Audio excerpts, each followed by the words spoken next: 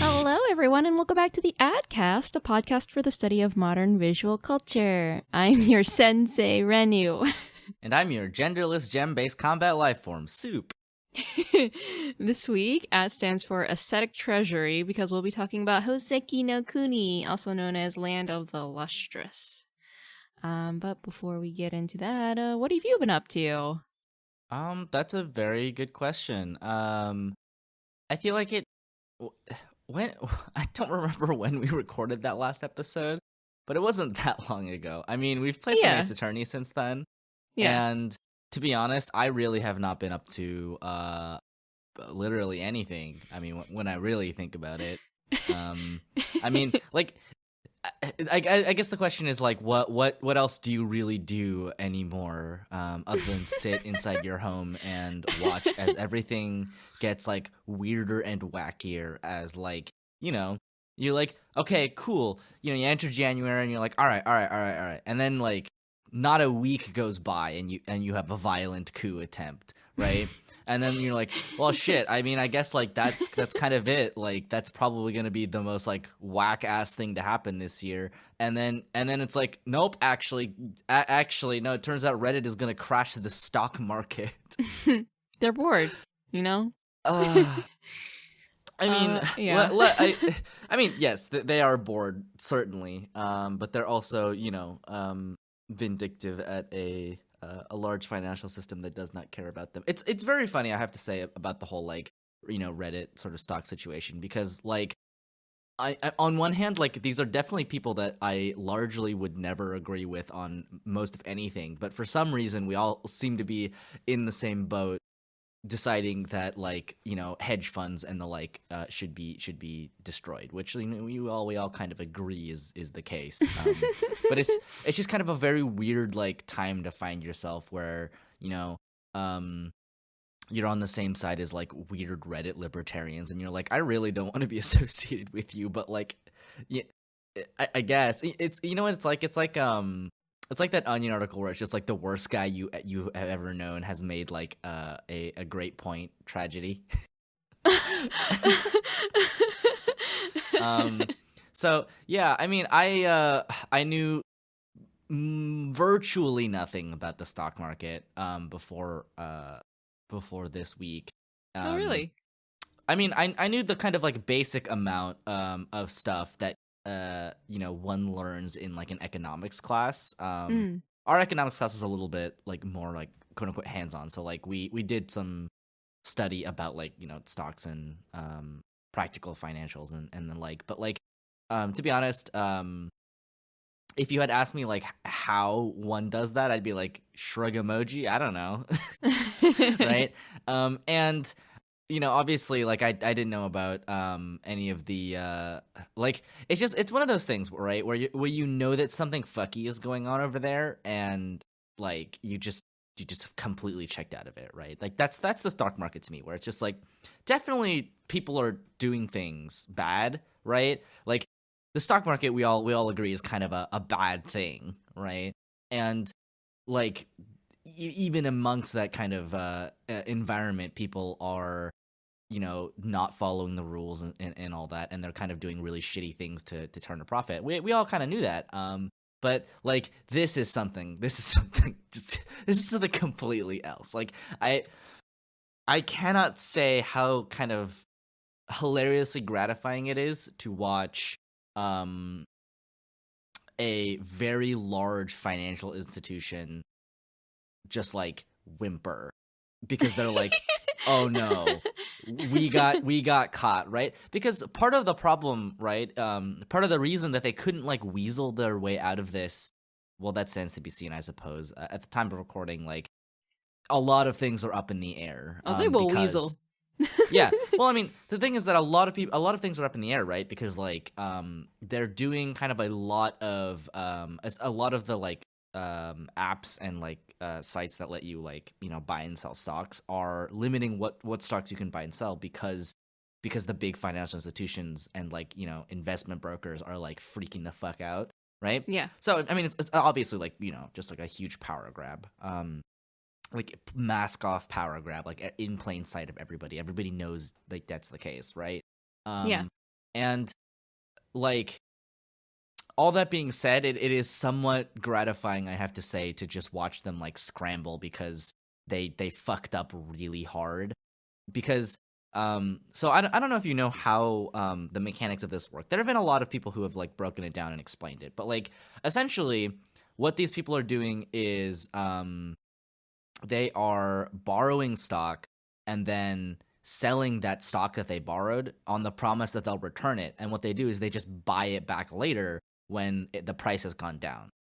Right? Yeah, they basically turn a quick profit in between the borrowing and the returning. It's a super easy way to turn a profit, especially when you are a big like stock company or like a trading company, because what happens is you have essentially supercomputers that will buy and sell automatically based on price fluctuations, right? Mm-hmm. And so the faster your kind of computer is, like the more you can do that and the more you can kind of turn a profit. Now here's the problem is that also like people who do this are like very, very greedy and have like very kind of poor judgment, I suppose you should say. I mean, that goes without saying about any kind of like investment / like, you know, risk-based like financial scheme, right? Like it's always disastrous, right? Like this is how we got the '08 crash. Is that people were just like, oh, this is a quick way to make some money, and it turns out that they were just like, you know, absolutely fucking the economy. And so the problem is that they promised to or they basically shorted more stocks than literally existed of a company, which is why they couldn't just buy the stocks back at a loss. They weren't stocks to buy at a cheap price. They physically could not get a hold of everything they needed because they were cheating. Because they were like, you know, we're gonna borrow like 140% of the stocks that exist, which is like impossible, obviously. Right. And like, if they had cashed out like earlier when they were definitely gonna make a loss, right? They would have just like lost, right? And lost a bunch of money, but they might not have necessarily like gone bankrupt. But the problem was that in all of the glorious wisdom of like the financial leaders of our country, they decided to just double down because they're like, well, I mean, they can't do this forever. Oh, they can. oh, they can. Like they really highly kind of underestimated the fact that a lot of the people who were buying up these stocks had absolutely no interest in turning a profit whatsoever. And we're mostly just looking to like destroy this hedge fund because like, yeah, of course, right? Yeah. You know, I mean, like these aren't like investment brokers doing this. These are just normal ass people who are like, oh, this is like a way that we can like topple a financial institution. Which like, I mean, honestly, Godspeed, all power. But it's been an absolutely wild like past couple days, just kind of like waking up in the morning and reading stuff that's happening. Like I have a friend who's like really into the Wall Street like bet stuff, which I mean I don't particularly care for, because like I mean it's just gambling, but also like I don't have any money, so like stocks are kind of a pointless thing anyway, right? It's like you can't invest in stocks if you don't have money. You do need money to start playing with stocks. Right, exactly. I mean, I'm not gonna go to the casino with like $20 to my name, even if like I know that something is gonna happen where like the machine breaks and I can definitely make money. Like I just only had the $20. I mean, you could do a thing with $20. Yeah, I mean, to be fair, like the boat has kind of passed on it because like people they, you know, obviously it's freaked out a bunch of people who have a lot of power, so they're kind of cracking down on it, and it'll be very interesting to see how this goes, because I'll be interested in seeing what kind of legislation ends up passing after this, because you know that the people in power are going to be like, well, we can't have these commoner people threatening our livelihoods again like this. Exactly. We have to pass some laws and make it illegal so we can punish them. I mean, honestly, like I really hope that whatever legislation comes through, if any does at all, it will regulate the stock market in a way that is beneficial for, I don't know, normal people. Because like, really, it just kind of goes to show that like the stock market was doing unreasonably well in the midst of a global pandemic where, Yes. 400,000 Americans have already died. So like, excuse me if I really like don't care if the whole shebang comes down, right? Like, I mean, right? Because like, if you really think about it, right? The argument generally for having the stock market be as is and like be unregulated is like, oh well, you see, it stimulates the economy and the economy needs to keep going, or else like, what's gonna happen to everybody else? And it's like everybody is already starving and sick and dying, so like, I mean, your point is kind of moot, and like, you really don't care about anything other than just making more money, and that's pretty obvious to everybody. Anyway, absolutely depressing, but also very, very funny. It's just so funny. It is unbelievably funny, and honestly, Godspeed. Yeah, I think it could go either way. They could either pass laws that will limit normal people from doing this kind of thing again, or they will give normal people more access so that the normal people don't overthrow the stock exchange again. Yeah, I mean, I suspect if we get anything, it'll just make it harder to do anything. Yeah. Like, I don't imagine that it would like lower the barrier for entry. No, I don't think so. For I think people. yeah, right. I think it'll just make it harder for sure. I think if we were to go in any direction, it would be in the one that makes it harder for normal people, which kind of like sucks. Like, obviously, I have I don't know, not that much respect for like day traders, to be honest. It's just kind of like like I get it, but also just like there's something like very irritating to me about like a bunch of people who are essentially like participating in what is like a gambling institution, essentially, because that is really what it is at the end of the day. But also like kind of layering it with an amount of I guess like financial like legitimacy, I guess you could call it. I don't know if I would use the word legitimacy, but like just the fact that, I don't know, I find those kinds of people to be somewhat insufferable. Like, I don't know if you've ever met anybody who no, like, I haven't. day trades, but like they're kind of insufferable. I think, well, I at the very least hope that out of this comes people having a lot more knowledge about the stock market now and how it works, so that if they want to participate, we've all discovered that money is fake, and that was something that some of us knew all along, but now we see just how fake it is. Right, like how easily it can be manipulated, and I mean, if people come away with more knowledge about how the economy works, then that's great. That means we can be a little bit smarter about our money. But we'll see, I guess. I mean, that's true, but at the same time, ultimately it's like we have to sort of acknowledge the fact that like whatever the case is, the sort of financial class will protect their own interests at any cost, of course, right? Yeah.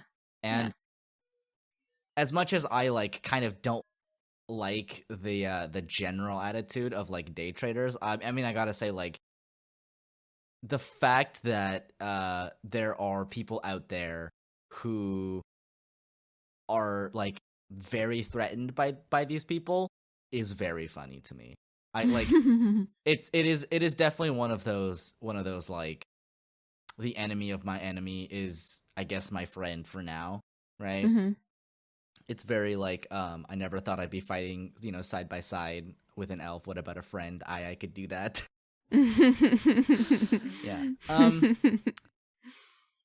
Yeah, I don't know. I've been keeping up with that, really. Okay. Other than that, I've been making my way through my my just infinite backlog of YouTube videos.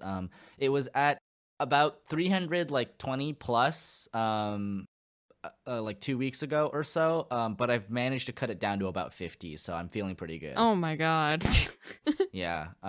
Luckily, most of those videos are like 2-minute clips of like VTuber stuff, so like they go by very quickly. But like I have a lot of them. I have finally made it into January. I couldn't.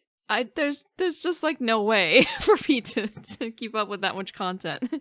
Yeah, I mean it's easier when like all you do is like sit at home and play Grand Blue Fantasy, right? Like I don't.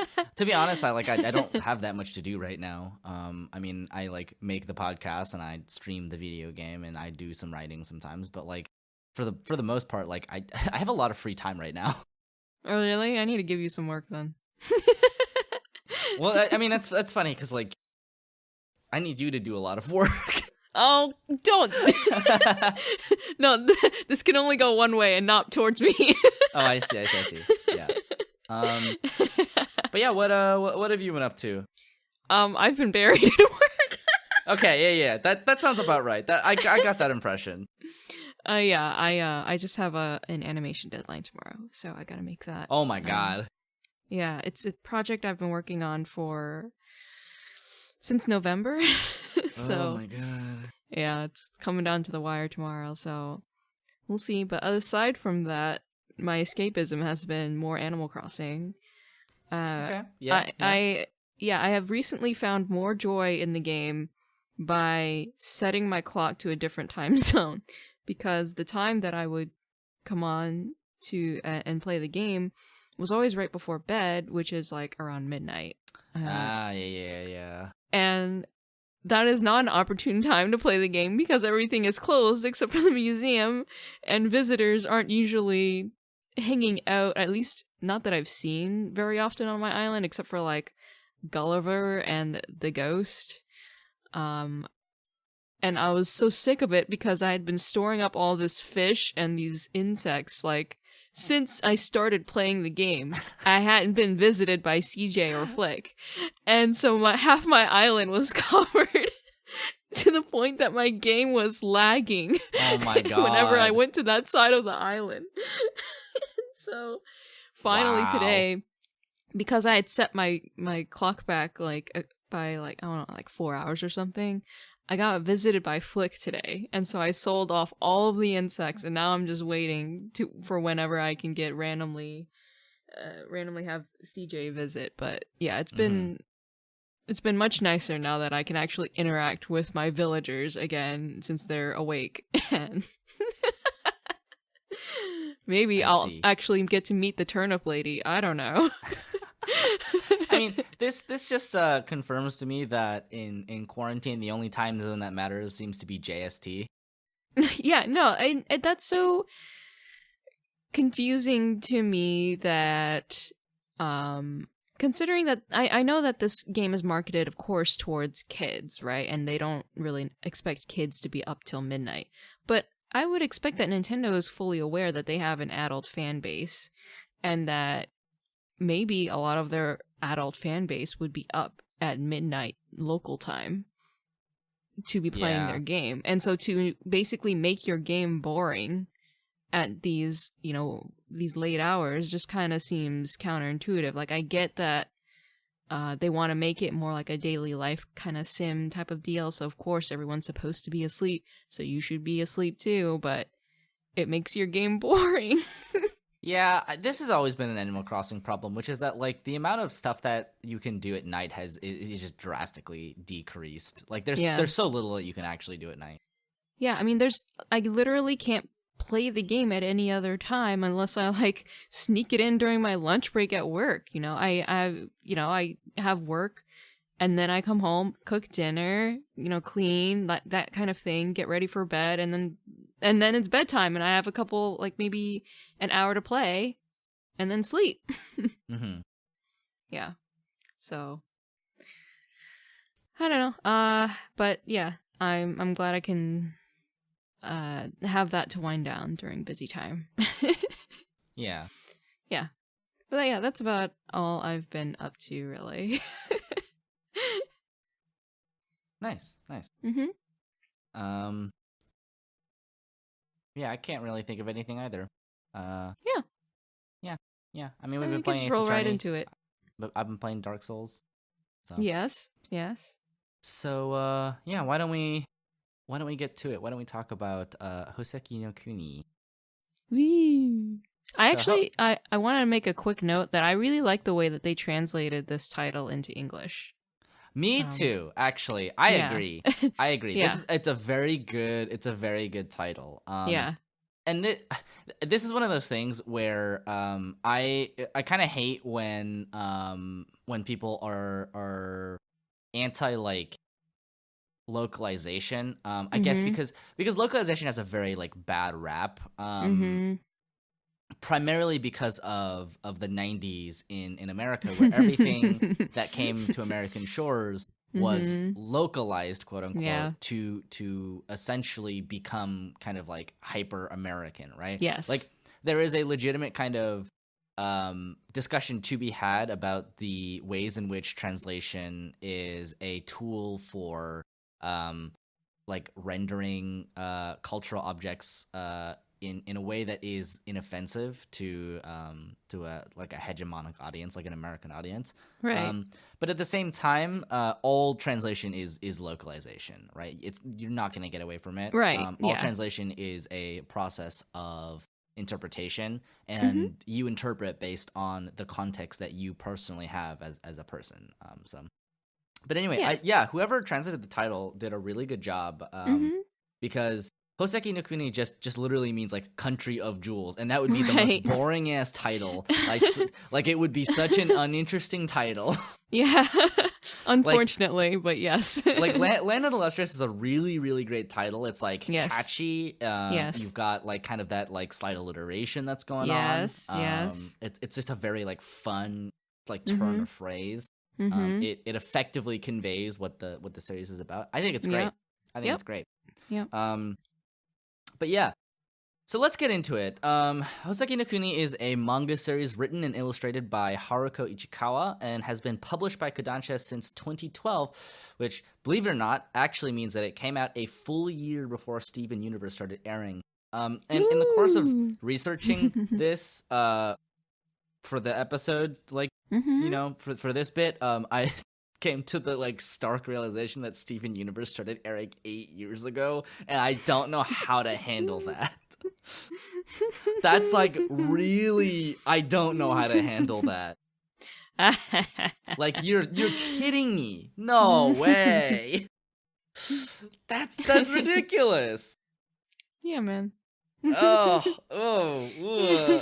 Time passing. What a weird concept. Anyway, um time is a flat circle. Anyway, so Hoseki no Kuni is set on a like far future post apocalypse Earth, where Earth has been struck by 6 meteors, and then only like a single piece of land remains. So all life on the planet is basically gone, except sentient life forms that began to emerge in the form of immortal jewels that are kind of like in the general shape of human beings. Mhm. And these gems fight a war against Lunarians, which, another great translation, which are essentially a moon-dwelling species Yeah. that come to harvest the gems' bodies to use as decorations. Very grim. Mhm. And the story centers around Phosphophilite, a young and fragile gem who wishes to help their friends in the war. In 2017, the manga was adapted into a 12-episode, entirely computer graphics and anime, animated by Studio Orange, who are very well known at this point for the CG work that they do. Right now, they're doing the second season of Beastars, which also CG, also really good. And I think as far as anime goes in the CG space, like yeah, this is it. Yeah. There Yep. is, I think, nothing else that looks anything like this, and it's pretty amazing. What's interesting is actually in the process of researching for this, I found out that there was an OVA, so like a I guess like it's kind of like a PV, but like it was essentially a trailer, quote unquote, an animated trailer for the manga, and It's actually completely 2D animated, and it actually looks really good and very close to what the 3D version looks like. And I think a lot of people were disappointed when the 3D version came out because it was different than what they expected. Right. But also that PV came out in like 2012 or something, and like 2012 or 2013, and the anime came out in 2017. So like yeah. Like honestly, the 2D anime looks really good. The style of it is a little bit closer to what the style of the manga is. I mean, naturally, because they hadn't established like an anime style yet. But I still really like the 3D anime, the like 3D CG anime. I think it's done really well, and it's one of the very few CG anime that like doesn't look like really weird out the gate. Yeah, no, I think they did like an astronomical amount of work to make the CG look as animated as possible. Like I feel like I read somewhere saying that they did do some 2D compositing on some of the scenes. So like some of the scenes that you probably would have noticed like look especially not 3D. They might have done some 2D compositing on top of it. To make I think I did smooth. notice some of that. Yeah. Yeah. This. Yeah. Yeah. Go on. I was gonna say like that's basically the level, I would say, the attention to detail that you might expect from something like Spider-Verse. They also did a similar thing where they they worked on 3D stills and composited 2D elements over it. It reminds me a lot of what they did for I think it's one of the Guilty Gear games. But it like is it's 3D animated, but in a way that is meant to explicitly evoke 2D animation, and it's gorgeous. Yes, it's one of the most recent ones. Yeah. It's probably one of the best looking games, like period. 100%. Because of just how well it executes its art style. In a very similar way, I think that the 3D kind of like feel of Houseki no Kuni it's very unique, and I think it really works for the kind of like for the setting of it, because it's a lot of these people that are made primarily of like very shiny gemstones. I think it would be just absolute, like, not to say that like there wasn't a lot of work that went into the CG animation, because there was clearly an astronomical amount of work. But I also think it would have been completely impractical to make an entire 2D anime that was like traditionally animated like this. I think it would have cheapened it in some way. Now that I see how great it is in 3D, that there's certain elements that I have a hard time actually imagining them doing in 2D. Like Diamond's whole fight against against Shiro. Right. How would you even, or all of Bortz's sequences? Because the thing is, it's not just an art style thing. It's not just an art style difference. The fact that they're using CG gives them a lot of leeway to do a lot of stuff that's true. Like nowadays, like we see a lot of 3D compositing in 2D animation. Which is very interesting because it gives anime a very like 3D space. So like we see that in anime like Jujutsu Kaisen. We see it a lot in Promised Neverland, where you have these shots that are much more akin to like traditional like cinematography shots, where like the camera will pan and like rotate in like a 3D space.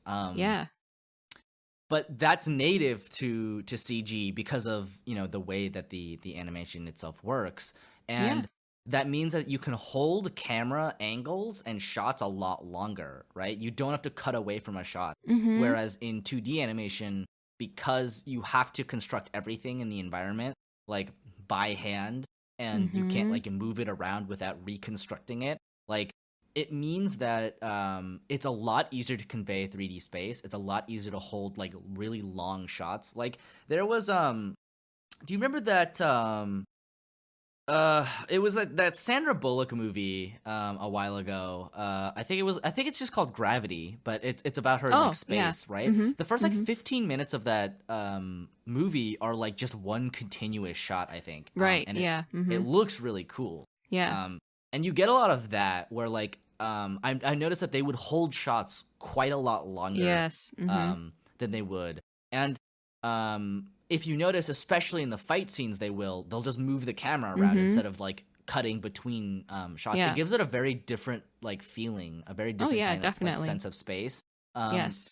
Which is funny because it's also like a lot of the space in Houseki no Kuni generally is like very abstract. So like you get a very 3D sense of the space, but the space itself is like very sparse, right? Because it's you know the kind of unpopulated land that has followed many kind of apocalyptic meteor hits on the planet. So like you have like you know insects and kind of like vague wildlife and the sort of and that sort of thing, but like for the most part it's a very like lonely kind of like quiet world. And I think interestingly the 3D-ness of it gives it a very different it gives it a very like comparable feeling to that. I went back and I read some of the manga starting from when you know the anime leaves off, and the manga has like very few backgrounds. A lot of the backgrounds are very like abstracted to just white or black space. And I think it actually works really well. Like I like that it's different, right? Because like the 3D one has a very like powerful grounding sense of space because it's modeled in 3D. Whereas the manga is like very very abstract. I think if they were going to make an anime in a 2D style, they would probably want to emulate the more abstract kind of like floatiness, I guess, of the manga. Sure. I think that would have worked better. But the fact that it's a 3D anime means they're kind of allowed to construct that sense of space, and it's great because they also don't have to populate it with a lot of things, right? Yeah, definitely. I feel like the most crowded, I guess, dynamic interaction they had was when they were fighting in the building, the temple. Right. Yeah. But otherwise, yeah, it's always been open space, and I am curious, like, to see if they ever do end up animating like a fight or whatever in an even more crowded space, and seeing how well they do with that, because I think they do amazing. But it would also obviously take a lot of time and budget to do something like that. Right. Yeah. I mean, I'll say that the kind of like episode with Shiro is like really good for this. Yes. Like, you could track how long the shots are. Like there's a lot of shots that are just like you're just kind of over like Diamond's shoulder for like a very long time. It's actually really cool because it the direction in the show is really good. So like the camera angles are very dynamic. Sometimes almost distractingly so, but like you kind of get the feel for it, right? Yeah. Like they send you up like a roller coaster sometimes, I swear. And it's actually really cool because that feels a lot like a very like movie moment where like you have like the horror monster kind of stalking the halls, and you're like just over the character's shoulder, so you know you kind of feel the same tension because it's like the creature's just out of sight. And at the same time, the music there is like this like ramping kind of like single string instrument that is like that entire scene is built really well. And yeah, I don't know. It's like the direction of the show overall was like very impressive to me. Oh yeah, extremely strong. Yeah, very very very strong. Like there are very few moments where I was thinking like this needs to go on faster, because like if something is happening a little bit more slowly, you're kind of just like remarking upon the sort of like visual sights you're seeing. Like you're kind of like noticing the way that the light reflects off of the character's like hair onto their shoulders. Yes, that was also another detail that I was wondering how they would be able to execute as well in 2D. I mean, obviously it's possible, but I feel like because it's 3D, there's a better sense of space and refraction. It's interesting, actually. In the OVA kind of like trailer, I actually did watch it, and it's a lot more explicit. Like they just kind of splash the color on there, which I think works. Right. In a 2D kind of space, but right. Yeah, I definitely agree. Like the kind of the way that they utilized every sense of 3D CG animation, instead of just being like, well, we're just trying to emulate a 2D anime, right? Instead of doing that, trying to make it its own thing, I think is definitely the right way to go, right? Yes. Like the reason CG always looks so out of place in anime is because it's there to, it breaks up the flow completely, especially if you notice it, especially if it's like egregious. You don't really want that kind of flow break in your anime, right? So it's good when your anime is entirely one way or another, or it's done in a way that like really effectively like composites, right? Like, I think the first couple episodes of Demon Slayer are a little bit rough about this. Like, you can definitely, like, it's not the worst CG I've ever seen, but you see the CG and you're like, okay, we're in CG now, right? CG bird, CG bamboo. By the time the second season rolls around, a lot of that is largely gone. I suspect because, like, it became so popular that they just diverted more resources to, like, producing it or whatever. But like UFO Table as a whole is actually really good about the kind of 3D composited spaces and the like spinning camera angles. Which is what makes, you know, stuff like Unlimited Blade Works and Demon Slayer so fun to watch, right? Because it's they're really, like, UFO Table really are just like masters of their craft at this point. Like they make really, really good looking stuff. And they kind of pull all the tricks to make it look good, obviously. You know, but like you don't necessarily want it to break up the flow. You want it to be like just out of sight, right? Like just not noticeable enough so that if you do, it's not that, like, it doesn't take you that far out of it. Which is the problem that you usually run into with CG, which, you know, obviously this anime avoids entirely by just being all CG, which I think more anime should be all CG. And I think we should be looking to adapt things into CG anime that are suited to being CG anime, and not just, it would be cheaper if we did this CG, right? Yep. It feels like it was a choice to make it a CG anime, and that, I think, that goes a long way, right? Yeah, I mean, they had to develop their own engines and everything, programming for creating stuff like the hair dynamic, for example. Right, yeah. So clearly, again, this wasn't for shortcuts. This was for making a more appropriately fitting adaptation for this, for the original manga. Right. Yeah, and it shows. It shows in everything.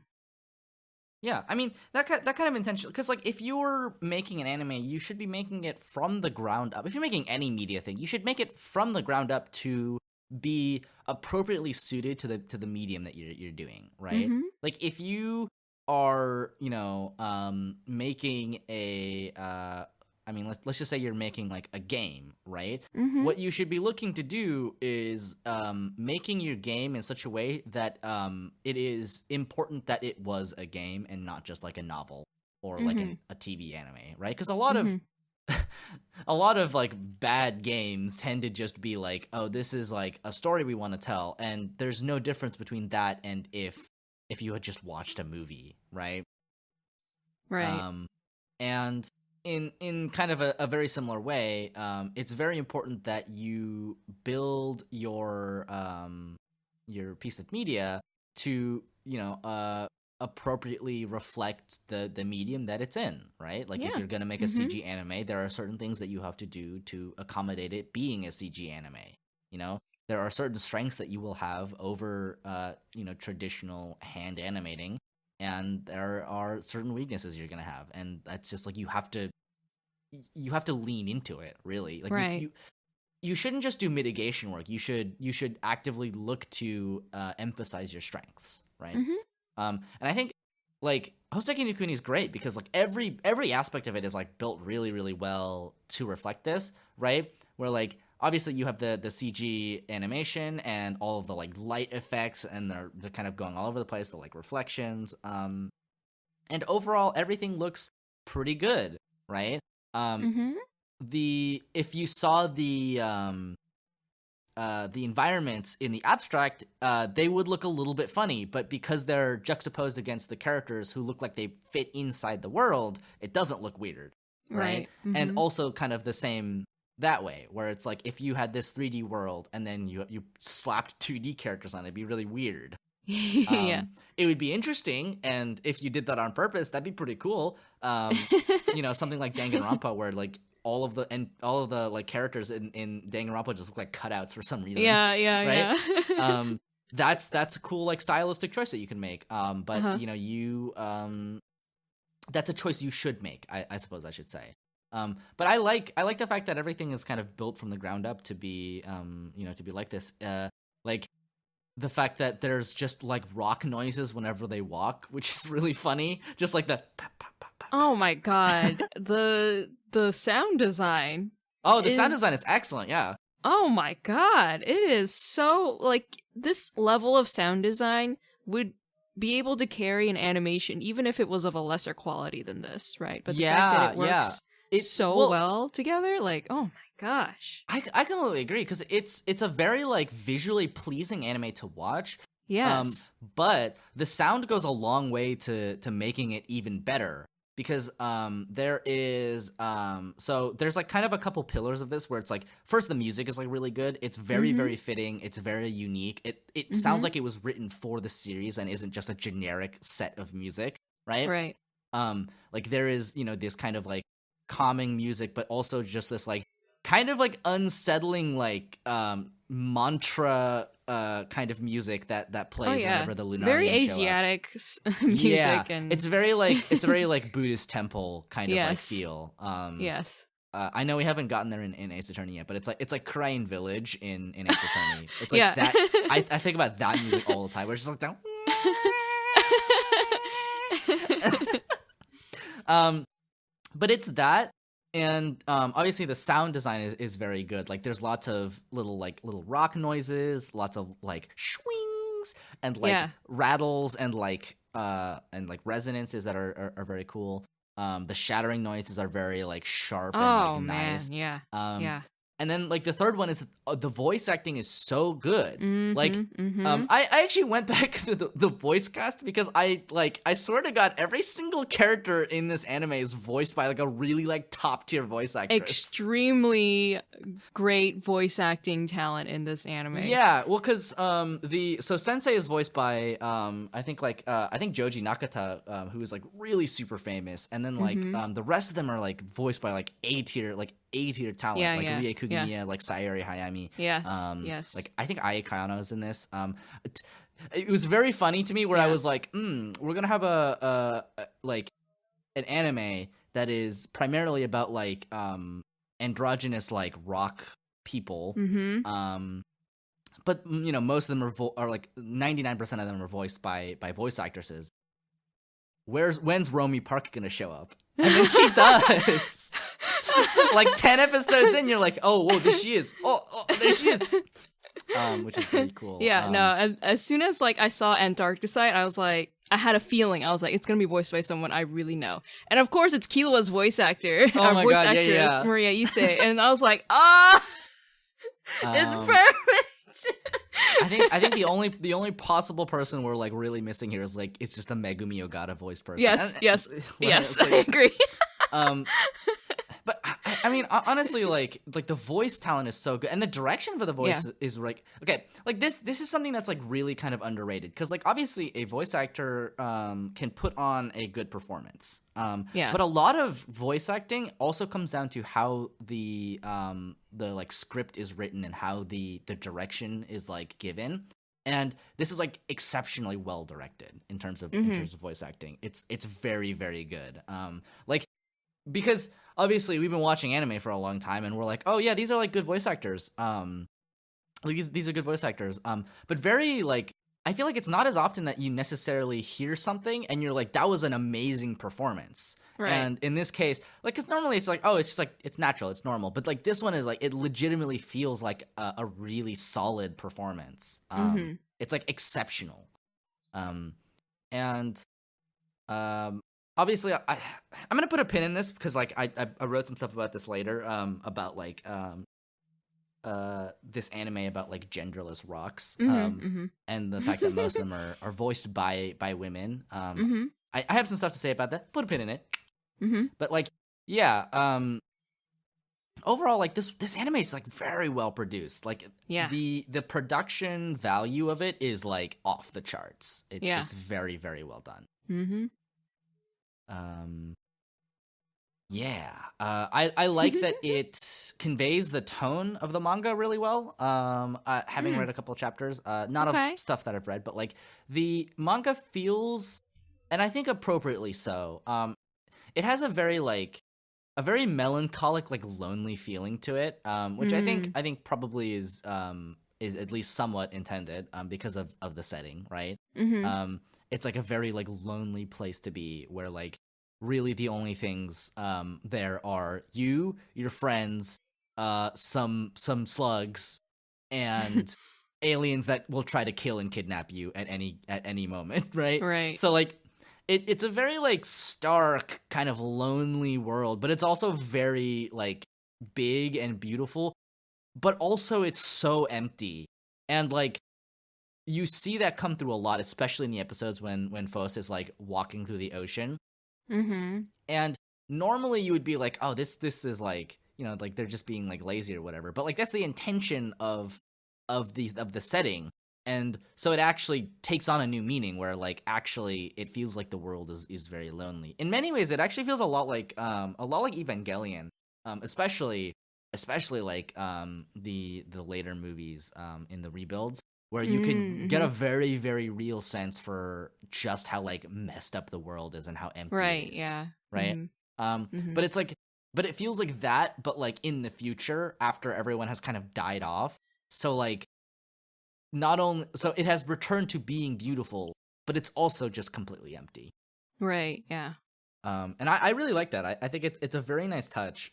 Yeah. Like the way that the anime, or the way that the manga works is it's very precise, and because a lot of it is like very abstracted, but it feels very there's like intent in every panel, which is really interesting. Like everything feels so like isolated and lonely all the time, and I think that like really speaks to the way that like a lot of the characters feel kind of like or are sort of mentally, right?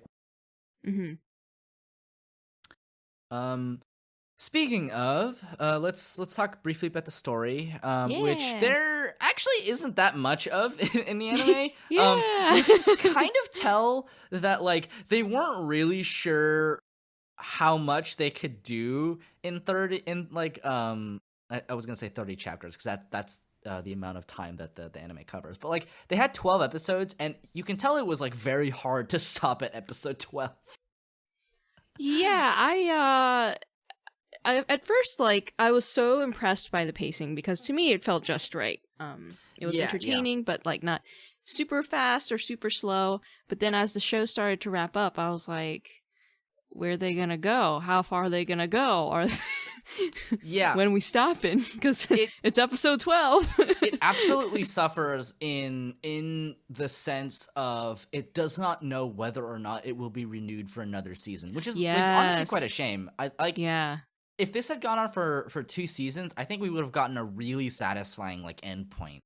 But unfortunately we kind of just didn't, because they only got 12 episodes, and it like remarkably, I think remarkably the pace is very, very good most of the way through. You're right that it's kind of a mess at the end, but you can tell that they like just couldn't figure it out, which I don't really blame them for.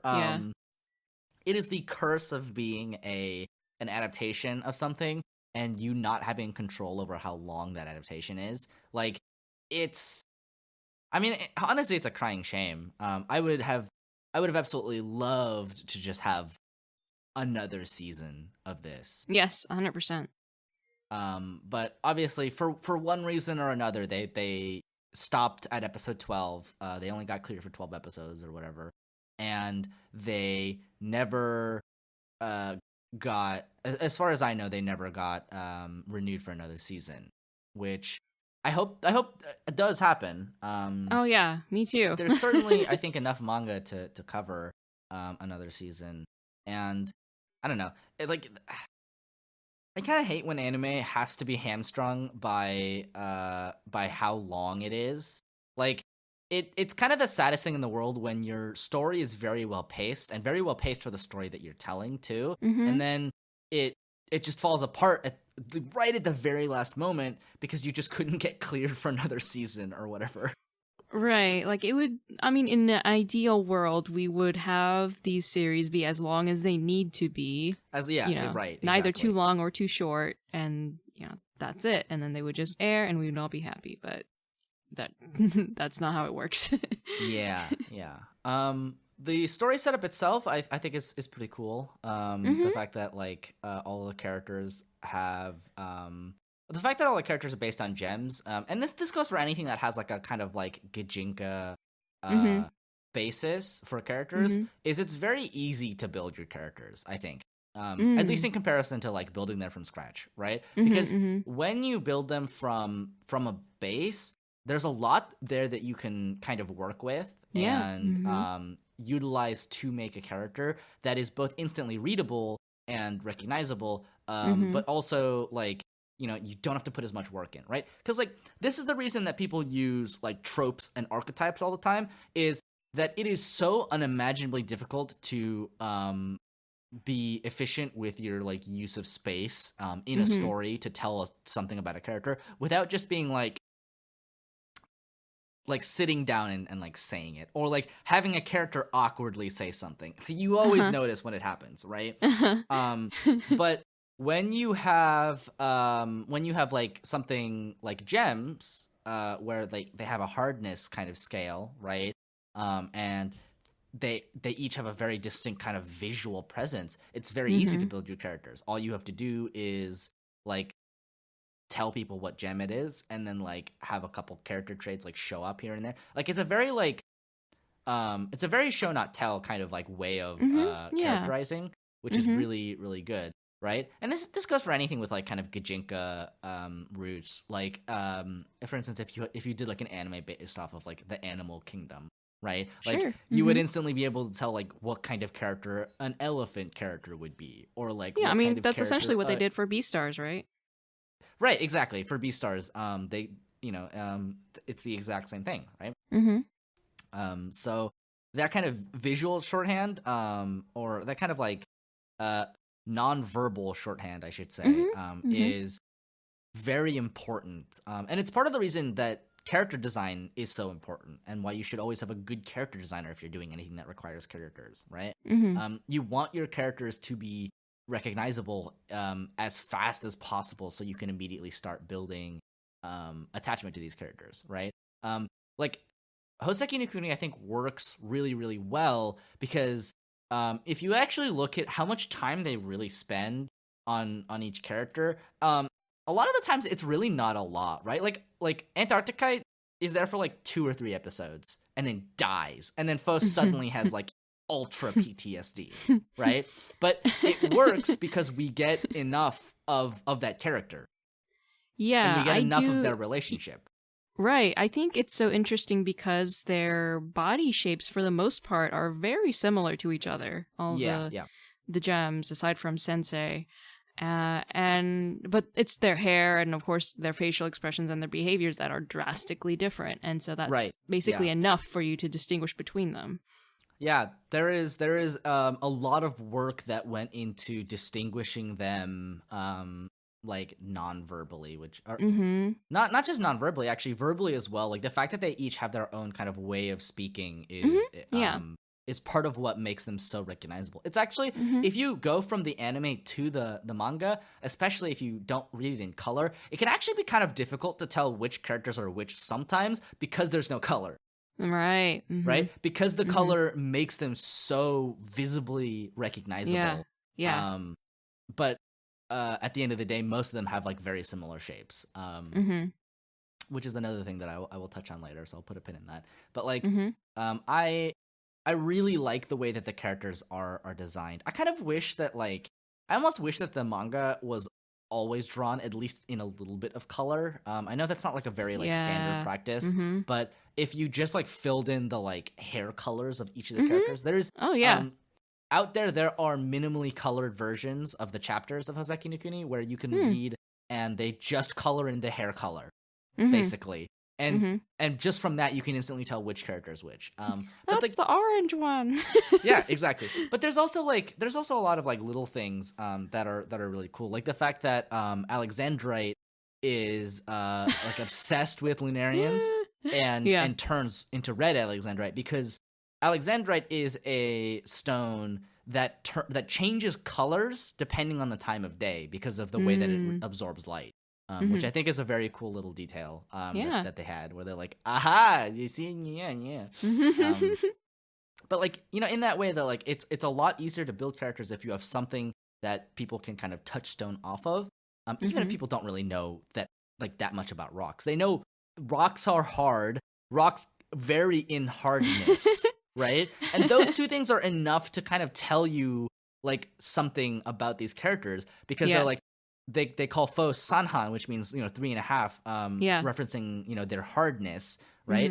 And you know what hardness is, because you're like, oh yeah, some rocks are softer than others, right? So I think that's a brilliant choice. And the fact that like they also address like how brittle something is, like how diamond is very hard but also very brittle.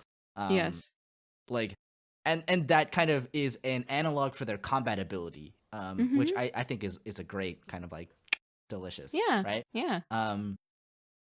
It's an awesome way of just rolling up all of your world building and character power level and relationships to each other all into one. It's very like, I don't want to say efficient, because like that feels like I'm doing it a disservice. It's very elegant. Yes, I would agree to that, because even just from like the first episode, I was so impressed at how much information they presented, because, you know, it's the first episode, but they did it in such a seamless way that I instantly, like, very easily understood the rules of the world. I understood the main players that they introduced so far. I could distinguish the characters and their names and everything that they introduced so far, and also the main core emotional conflict between Phos and Cinnabar. And I was like, this is all in just episode 1. Right. Yeah, a lot of stuff happens. It's a very dense show. Like, even when you don't think a lot is happening, or when a lot isn't happening, like, on a conceptual level, there's still a ton happening visually or kind of like auditorily. Like, there is so much in this show to unpack, like, at every moment, about how each part of it is like built to kind of like actually do something. Like this is the thing. Like, there are shows that are very like well written in that they will convey the information that they need to. There are shows that are very well animated in that the animation will convey what it needs to. And I think Houseki no Kuni is it's a show that is both. Right? It's very well written because each of the characters has their own very, very distinctive voice and way of speaking that makes them instantly recognizable. I mean, it helps that they're, you know, very good voice actresses that were hired for this project and very well directed at that. But also, like, the way that they speak is very unique to them, which like, I absolutely recommend, like, just kind of having a listen to like the way that they differentiate their personalities just based on how they speak, right? It's really just like a masterclass in like how to do that very well. I think it's this is kind of like this is a very funny like little aside. I really like that Rie Kugimiya is in this anime, but is in a role where she's not like squeaking. Yes. Like, they made her play a character that's very different from most of the characters that she plays, and I think that was really cool. Like, literally, I was like, there was one like fluctuation in her voice, and I was like, is that Rie Kugimiya? It's Rie Kugimiya. But then after that, it was like, it didn't really happen again. And I was like, wait, was I imagining it? Should I just look it up? And I never looked it up, but like Yeah. Like it's very funny because like you kind of get a sense for I guess like how she would, I guess, quote unquote normally talk. Yeah. Like the idea of like a kind of more casual lower voice. Mm-hmm. Which is very cool for a you know, an actress that you normally know for doing one thing, just getting to see them do something else entirely. Like, Yeah. Mm-hmm. Oh, that's pretty cool. Mm-hmm. Anyway, that's my aside about Rie Kugimiya, who plays Alexandrite. Aside. It's funny because like a lot happens, and also like sometimes it feels like not a lot happens. Right, yeah. Like poor Faust just gets just absolutely just like, you know, shattered and beat up and eaten and dissolved and turned into a snail shell, and then loses their legs and then their arms, and just all the time. I had such mixed feelings about like Faust as a character is so compelling to watch because they are like the quintessential like active protagonist. Like the story moves along because they move it along, right? These gems have been existing for thousands of years, and Faust is the youngest one and is of course the most rambunctious one. Just goes out and does whatever regardless of the risks, and you're screaming at your screen, Faust, you stop. You are making trouble for everyone. You can't do that. You're causing everyone so much trouble. You're literally putting their lives at risk. You know, they might be immortal, but there's always the looming threat that they will be taken away and separated from the group for maybe forever. Yeah. And Faust is the one who, because they are endangering themselves, they are thereby endangering, you know, the other gems. But the story progresses because of Faust, and so because I also liked Faust's, you know, kind of funny personality, mm-hmm. I felt compelled for a huge part of the show. I was like, I wanted to keep following Faust throughout the story, and I think the only time that I felt disconnected was probably during, you know, the aftermath of winter, because Faust didn't know who they were, and I also was trying to kind of get a grasp again on who they were because they did a time skip. Yeah. And I was like, how is this gonna work? Because your dynamic with Cinnabar is gonna be completely different now, and you know, but I mean, it remains compelling until the end, which I love the story. I mean, and I think Faust is still a great main character. I'm just very curious. We don't have that season 2, so I still want to see where they go. Right. I mean, honestly, I kind of like the arc that Faust takes. It's very like abrupt. Yes. But I think at the same time, it's kind of meant to be like that. Right. Because it's meant to be like this like very sudden traumatic moment that like, you know, like pivots a character into like from the loss of innocence into being like an adult, I guess you could say, right? Because before then, Faust is basically just like a child, just like I want to cause trouble all the time, right? And like they have these very like childish kind of wants and needs where they're just like I want to do fighting. It senses like you're really bad at fighting. You can't do anything in fighting. And they're like, but what if? Right? And at the same time, I like that the general arc of the character, at least for the first season, and this actually apparently continues on in the manga, and I'm gonna go back and I'm gonna read the rest of the manga. If I had more time, I probably would have read all of it before recording the episode, but like I gotta watch all those YouTube videos, I guess. Anyway, but like I like that the arc is essentially, starts in a place where they don't have a lot of power or agency, but they're still kind of just getting up to trouble like all the time, and they're getting saved all the time, and they're kind of sick of it. They want to become somebody who is strong enough to protect the people around them, and I think it's very interesting that Faust gets to a point where they are stronger.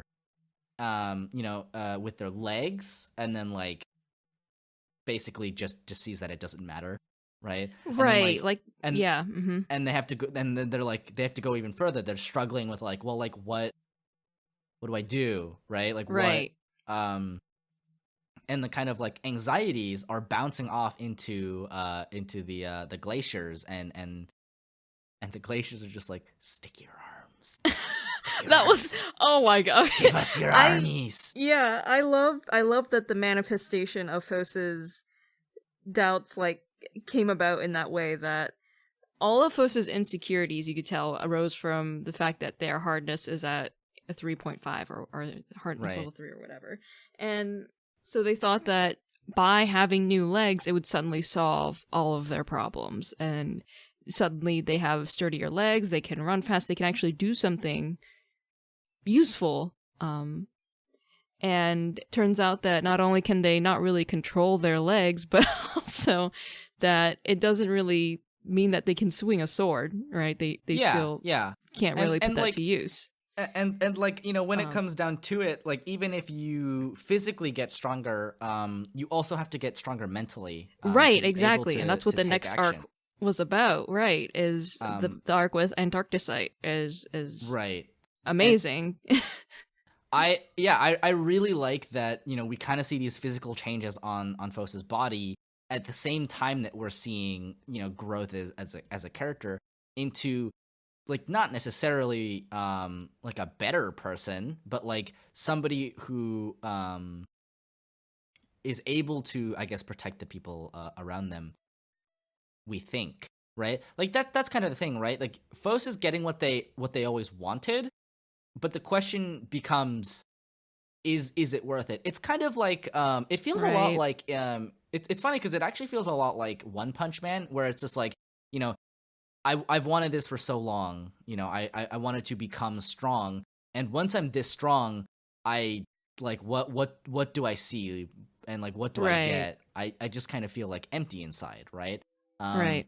And it's funny because like Fos's arc, I think also probably suffers a lot as a result of the last couple episodes being just sort of uncertain about how to end this, it kind of left animation. Left a lot of things in the air. I think in the grand scheme of things, I think it's like a really like interesting kind of move for Fos to become like more like Antarcticite, and kind of like not as emotional, not as emotive, not as responsive. Yeah. I just wanted to see it more realized, I guess, because for me my fear was that by hardening, quote unquote, in this way, that the dynamic with Cinnabar would just become significantly less interesting, because one of the key draws, I think, for me since episode 1 was how different those two were. They had completely different like personality dynamics, energy dynamics. Right. And it was interesting to watch them interact because, you know, Cinnabar was clearly bothered and Fos was inexperienced, and then they were, you know, learning things from each other in that sense. But basically by the end of the show, it felt like Fos had become a lot more similar to Cinnabar. Mm-hmm. And it's like watching two people who are very alike interact. And I don't know how compelling that is.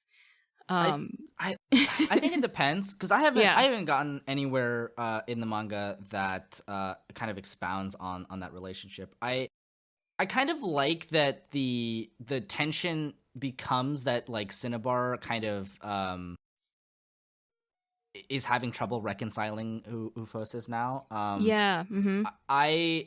Because the thing about Fos is like they are essentially like ship of Theseusing their body, like slowly but surely, like all of the parts of their body are getting swapped out. But at the same time, it feels like at the same time their personality, at the very least the personality we saw at the very beginning of the series, is like slowly disappearing. And like at what point do you become a different person, right? Which is a very interesting question for like immortal gem people. It's also like because there's a lot of kind of questions about like identity and like explorations of that, in the sense of, you know, when you're an immortal being, like whose memories are stored in your body that you might lose at any moment, right? Like Yeah. what happens when you lose and you change those memories? What happens when you start to like gradually lose a lot of the memories you had when you were younger? Like what do you become then? Like are you the Right. same person? Like what Right. how much of your personality is like how much of you yourself is your memories? And I Mhm. mean the question, Mhm. like the answer is probably quite a lot, right? Mhm. And like I think we still see a little bit of Fos in their mannerisms, how they kind of reply like very sarcastically to things. I think also like it's very funny to me that like phosphofolite, which Uh-huh. I think is the full name of the Uh-huh. mineral. It's like a very like, I mean, relatively kind of like light and not very dense material, and then you have the agate, which is similarly gives them like a speed boost, and then they put the arms on, and like they're very very heavy and dense because they're made of gold. You know, gold is very Mhm. dense and heavy, and suddenly they're just very slow and sluggish, and Mhm. kind of just can't get as excited anymore. And honestly, it's kind of relatable. It does kind of feel like when you get older and you're just like, I can't muster up the energy you youths have anymore. Right. But yeah, I think there's a lot of it that is like very interesting, but it's also like, because it's just the very beginning of something, it's hard to really Yeah. make a statement about it either way. Like Yeah. we can talk about just the 12 episode series, but in that, like the arc feels like it hasn't really like it hasn't like made any considerable progress past like stage like 2, right? Mhm. Mhm. It feels like we got a really like clear like A to B point in terms of like a character progression, and then like the series like is taking a break. It stops right there. So you're like, Mhm. well, now what, right? It's yeah, I don't know. I think it's one of those things where like I really am curious to see where they take the character, um because I think that ultimately where Fos ends up as a character is very important to consider um when looking at kind of the arc as a whole. And like it's impossible to say without reading more of the story. Right. Yeah. I am still very interested in seeing where Faust's character goes because obviously there's still more story to tell with them. And I am very interested in seeing how their interaction with Cinnabar will end up. Especially with that remark about Cinnabar being quite upset that Faust forgot that they wanted a fun job, not just a Right, job. yeah. And Fo's is like, "Oh, I don't have a fun job for you at all. This is gonna be the antithesis of fun." Right, um, yeah. yeah. So I'm really interested in seeing where the plot goes and how Foster's character will develop now that they're almost a completely different person than they started out as in the Mhm. beginning. Yeah. Yeah, yeah. Um, I think this is a good time to kind of transition into talking about the themes of Houseki no Kuni. Ooh, yeah. There's like a lot of Buddhism stuff that I cannot talk about. I have no idea about any of it, but there's like a lot of Buddhist symbolism. Yes. Yes. Obviously, Sensei looks like a Buddhist monk. Yes. Like apparently there are like 7 materials that are like the treasures of Buddhism that Fos is like composed primarily of. Oh. Um, so that might be something. There's obviously the Lunarians looking very kind of like Buddhist inspired in terms of design. Um, there's also like because there's the setup of the idea that the body, the bones, and the spirit of humanity were descended into the 3 races Mm-hmm. in the world. So Mm-hmm. there is this like very Buddhist sentiment of like, you know, detachment from worldly desire and like becoming one with the world and like your spirit, etc., kind of that kind of stuff. Yeah. I think it's interesting how they juxtapose the slugs, which are the body of humans, as Mm-hmm. pretty much the only ones that like remember anything. So like the idea of the body being the well of memory, Mm-hmm.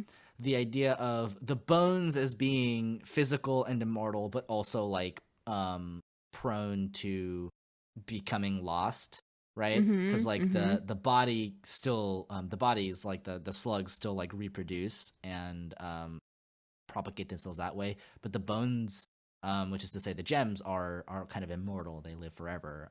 Mm-hmm. And I think that's a very interesting dynamic. And obviously, we don't know anything. We don't know anything about the moon people, right? Yeah. Which, by the way, in Japanese are skijin, which are it's literally just the character The for moon moon people. and the character for people. So like moon people. But like you know, Yeah. if people were if you were watching anime and they're like the moon people have arrived, you'd be like, what the fuck are they talking The about? Martians? Right. Yeah. Yeah. I mean, I wish I could say more about this, but I like don't really have like a Yeah. good grasp on it. Like obviously Mm-hmm. there is the kind of like a little aside that they had about the soul splitting into the Lunarians and them being perpetually like warlike, insatiable, like desiring the gems as decorations, the body as like producing also decorations. So it's kind of like this idea of what is a person, right? Right. And I mean, Mm-hmm. I think that the series as a whole does a lot of questioning of like what is a person in the same way Mm-hmm. that like something like Nier Automata does. Like where does the body end and the spirit begin? Right. This is actually a very kind of Yoko Taro sort of vibe, because it's like Yeah. where does the spirit end and the body begin, and what happens if the spirit sans what happens if the body sans the spirit grows its own spirit, Mm-hmm. right? What if the body becomes its own thing? Is that a person? Is the body a Right. person, right? Right. And I think it's a very interesting discussion, Mm-hmm. and there's definitely something here about the split, but I also like don't know enough about the Lunarians to make a legitimate statement either way. I mean, they're just kind of the spooky enemies, but you can clearly tell that there's more to it. The general aesthetic and like thematic lens of the show feels a lot like because the setting feels a lot like Gargantia of the Verdurous Planet, which is an anime that I love and I would love to see an episode Mm-hmm. about at some point. But like um the sort of like thematics of Houseki no Kuni feel a lot like Madoka in a That's big what I way. was going to bring up Yeah, like as well. Foes feels a lot like Foes feels a lot like Madoka, and Mm-hmm. the general vibe of it, the idea Mm-hmm. that you know you are fighting against these kind of manifestations of you know human, I guess, evils or maybe human Mm-hmm. enlightenment. It's hard to say. Um, Yeah.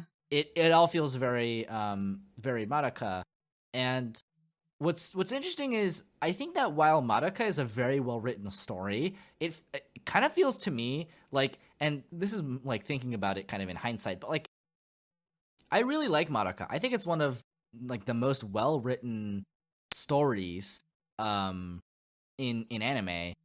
I think that the way that it sets up its narrative is very well. But if I had to like talk about the sort of themes and thematics of Madoka, it gets very muddy Mm. because of the way that it kind of undermines its own premise all the time. Um, whereas it feels like with Land of the Lustrous, it's more kind of consistent about what it wants to say. I have this feeling with when I watched the first episode of Wonder Egg Priority, which I know we haven't done the recap. I know we haven't done the Yeah. sampler episode of Yeah. yet, but like if you were gonna watch one episode, if you were gonna watch one anime this season, it has to be Wonder Egg Priority. Like I think hands down, it has to be like big content warnings for like suicide and like bullying and stuff. But like, wow, that show. But like that, I felt a very similar way about One Direct Priority, where the aesthetics of it are not necessarily like Madoka, because well, okay, in some ways they are. The aesthetics of it are like if Madoka was met the like magical realism of like Haruki Murakami, and only the magical realism. But like, but at the same time, thematically, it feels like it has such a vastly different core to it. Yeah. And like there, if I had to look at Madoka, right, as a very well written like story, it feels a lot like a doll, where like it's very well crafted and very appealing, but also it kind of feels like there's not a lot inside necessarily. Obviously there's a lot that you can talk about, but as far as an emotional core goes, like there is the emotional core of like Madoka and Homura's relationship, but at the same time, if you were to try to suss out what the actual like point of Madoka is, it doesn't really feel like there is one. It's a very like nihilistic piece of media. Whereas with One Direct Priority and Land of the Lustrous, it feels like it's kind of aiming for something else. I see what you mean. I mean, on that kind of topic, like Land of the Lustrous, One Direct Priority, very different shows, very like thematically very different. Because like Houseki no Kuni feels a lot like it's about the self, and about identity and like what it means to be a person, which I think is really interesting because a lot of it is also about trauma. Yes. In a different way that, you know, things that are usually about trauma are about, right? Like the fact that as the gems, they don't have natural healing processes. You have to pick up all the bits of you that broke off and just kind of glue them back on, right? And you hide it under this like layer of makeup that makes it look like one kind of continuous surface that looks like skin. But like at the end of the day, you are just as broken as when you were apart, but now you're put together, right? It's this idea that you are not necessarily stronger after being reformed, after being broken. You are just the same, maybe. You are maybe different, maybe. Right? Yeah. And at any moment, like, you may just break along those same lines, which I think is a much more kind of realistic approach to the way trauma works, right? Because obviously, I think a lot of the times, especially in Western media, we kind of paint like trauma survivors as like heroes, or like, you know, whatever, where they're like, oh, they're so brave, you know, they've done so much to like get over their trauma, and like obviously what doesn't kill you makes you stronger, right? But at the end of the day, like sometimes if you break and like you find some way to put yourself back together, you're still broken somewhere. Like you still got those cracks, right? Like you don't necessarily become stronger. You just are together again, right? Right. There's no way to like turn back time and undo the damage that's been done. You can't unbreak yourself. Yeah.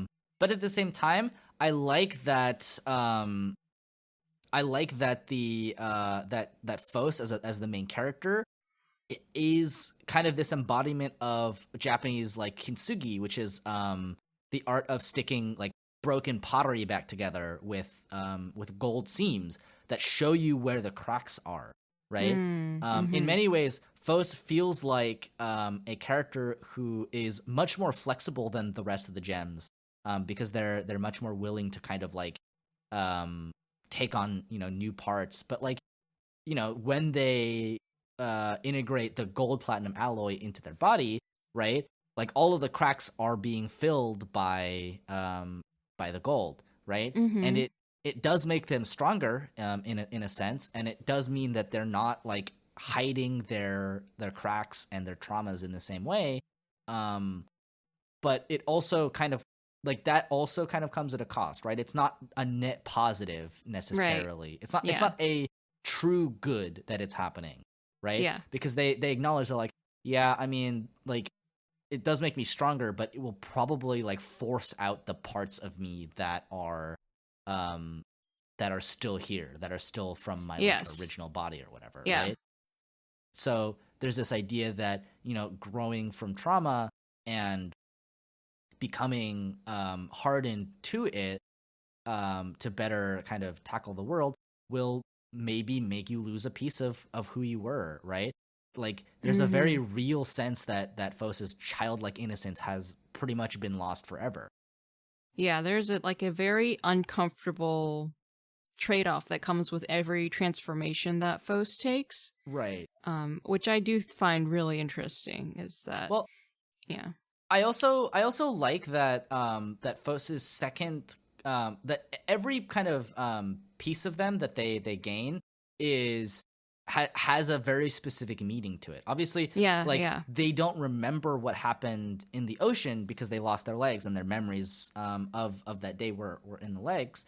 But in exchange, they get these agate legs from the shell, and they're kind of a gift. They're like a manifestation of like the relationship between Fos and the king, and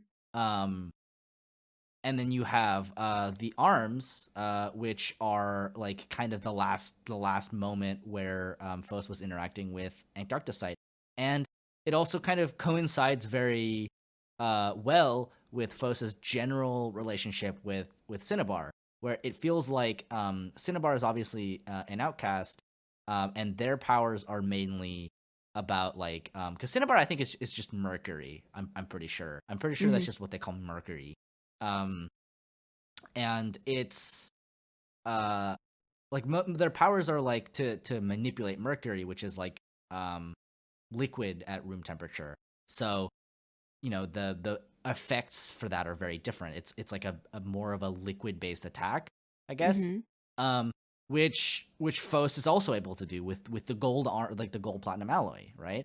So you kind of have this sense that there is something very special and unique about these two characters that are intertwined and have the potential to like really change the status quo, but are much more flexible and malleable than the very like rigid hard gems around them. I think that's very interesting. It's a very like if you do not bend, you break kind of mentality. Right. And actually, now that I'm on that topic, what I think is really interesting is Fos's sudden shift from like when they see Antarcticite die, it feels like it feels very sudden. And I realize that I think a large part of the reason why that doesn't register as like very offensive to me, even though it's very jarring, I think it works really well actually now that I think about it, because Fos has like shattered physically many times, but like this feels like the moment when they shatter mentally, right? You can kind of see the split happen. I like at the time I felt really uncomfortable with it, and I feel like because when I finished up the show I had some time to reflect on it. It wasn't like I thought that it was a bad move on the story's part, but more like I could understand why it was uncomfortable for me because I was seeing everything through Fos's perspective as they were the main character, and so when it was jarring to them, it was the way that the story was told, it was also jarring to the audience, that they would subsequently just skip over the rest of winter and then Fos was suddenly like a completely different person. Yeah. And so then the fact that spring comes and then the other gems are awoken to the fact that Fos is a different person, like that also kind of hammers it in. Like, yes, this is a very significant development that is meant to be a shock to you. Right. It's meant to be very jarring. Exactly. Yeah. Yeah. I definitely warmed up to it with some time to like let it process. Yeah. Like I remember I took a break after that episode where all the other gems woke up because I was like, I need to process everything that just happened. Like Antarcticite died, Fos is a different person, and now everyone's back and reacting to it. It's just a lot. Right. Yeah. I think looking back on it, like it seems very intentful that it's like so jarring. Right. Yeah. Cool. Well, why don't we get into kind of the meat of it, I guess. Okay. I know we've been like talking for quite a bit already, but this I feel like is like the kind of big thing. that we've sort of been like dancing around. But so the gems do not have like gender, which is, I mean, that makes sense. Why would rocks have gender? But yeah, like, they don't reproduce or anything. They don't reproduce or anything, right? But I think it's very interesting to look at the way that the gems are portrayed as an analysis of the ways in which we perceive genderlessness. Because I think that, like, obviously, you know, this came out in like 2012. It came out in Japan, and I think it does relatively. I think it does really. I actually think it does really well in terms of how it depicts its characters. Sure. Obviously, there are certain things that you can take away from when you look at it from the perspective of looking at a more diverse idea of what genderlessness looks like, right? Because, like, you know, if I mean, honestly, if you were to ask me in like 2012, like what does like somebody who is like non-binary look like, I would probably tell you they look like someone from Houseki no Kuni.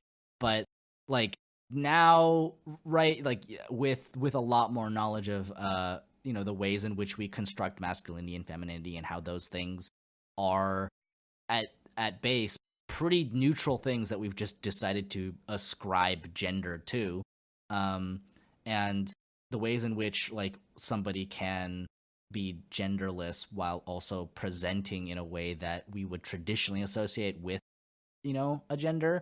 Yeah. Right. It's, I would say that it's a very like it's a very like big gulf between those two things, because what's really important, I think, to me is if you look at the designs of the gems of Houseki no Kuni, they do register as like pretty androgynous, especially if you hear their voices and the way they talk. For a couple of reasons that I'll get into. But at the same time, I feel like as a society, have to acknowledge that there are genderless people who are, who don't fit the mold of, like, traditionally androgynous people, especially because traditionally androgynous people has historically meant you were white, skinny, you looked a certain way, like you had to have like a certain way that you looked. You know, you couldn't look like you were traditionally perceived to be a man or a woman, right?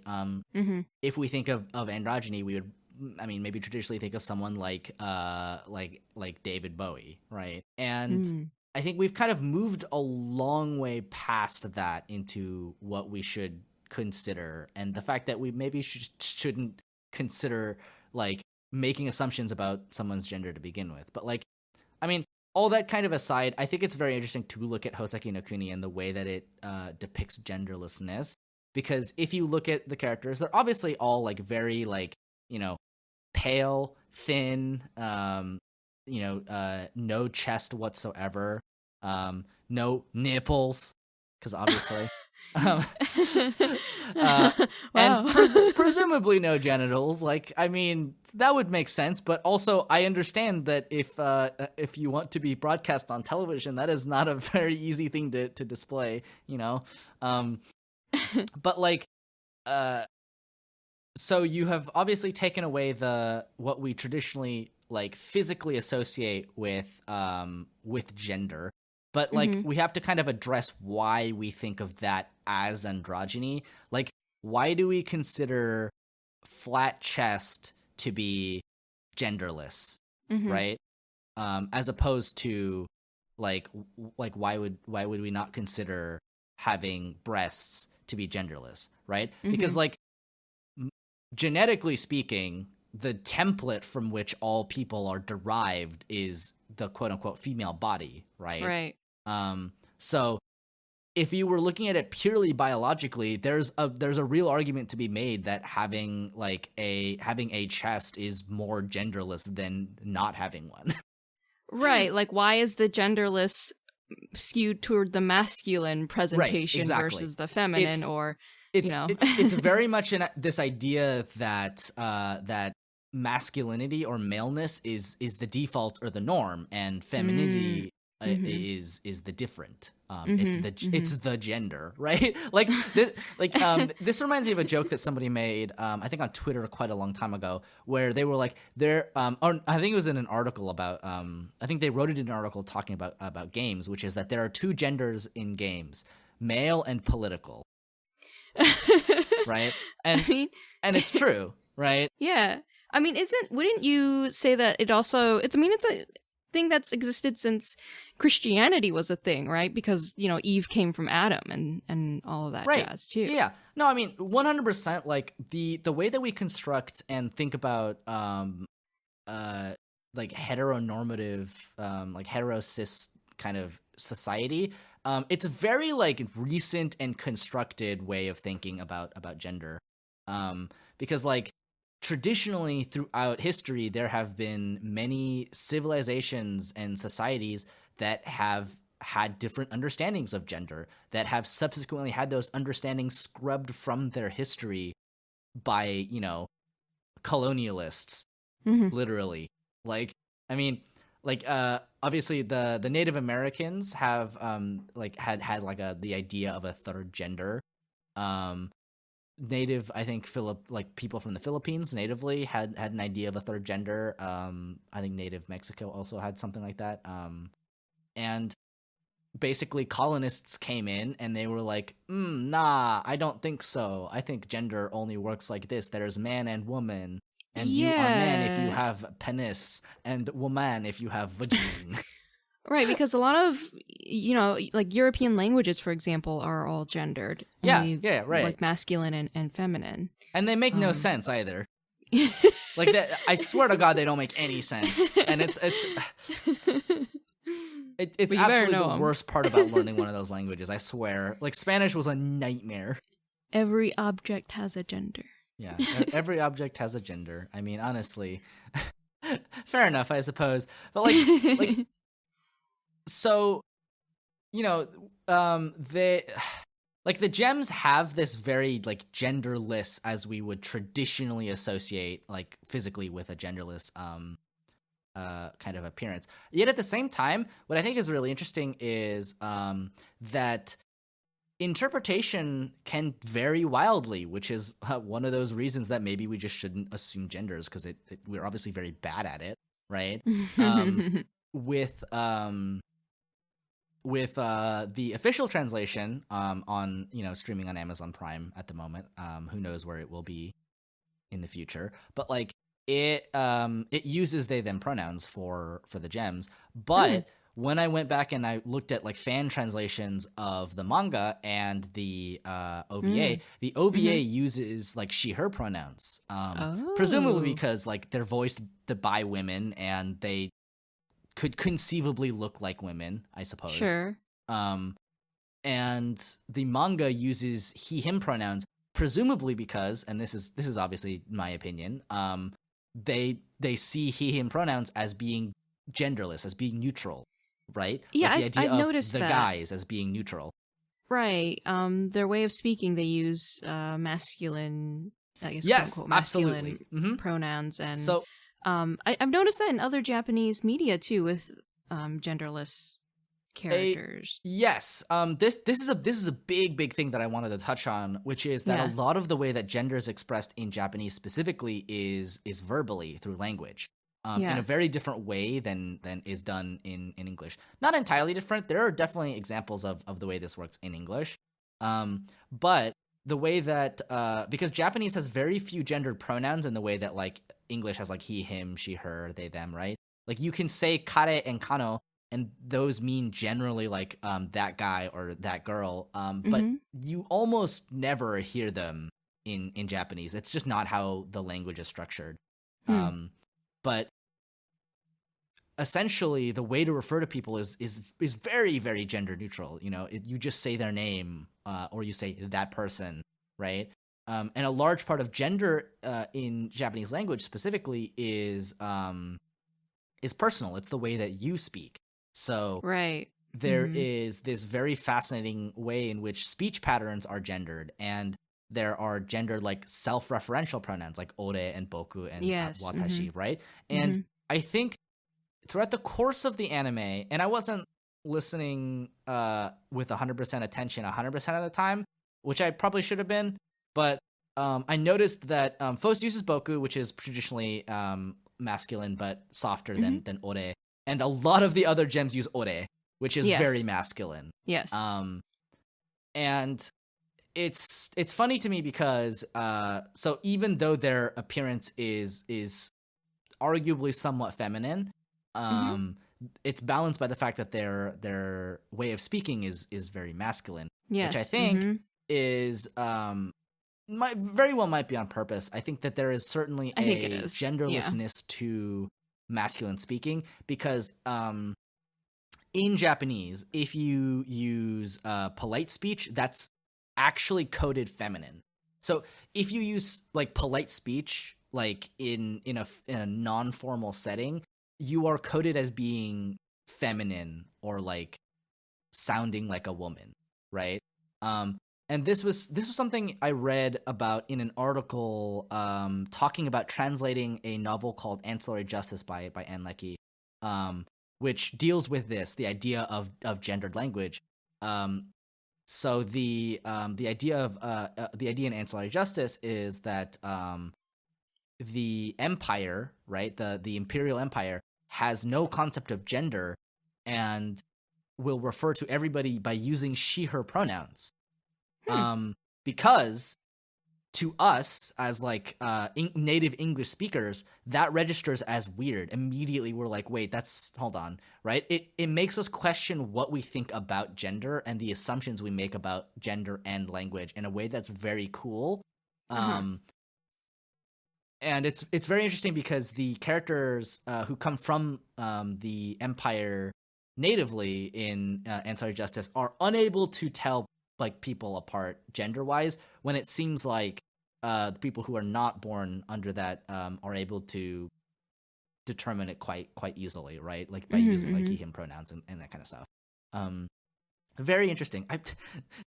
To be honest, I didn't finish the book because I was reading it in like the swamp hell of college, and I probably want to go back and read through it, but like that part sticks out to me. And there's a great article about the process of translating it into different languages to produce that same effect. Japanese is one of them.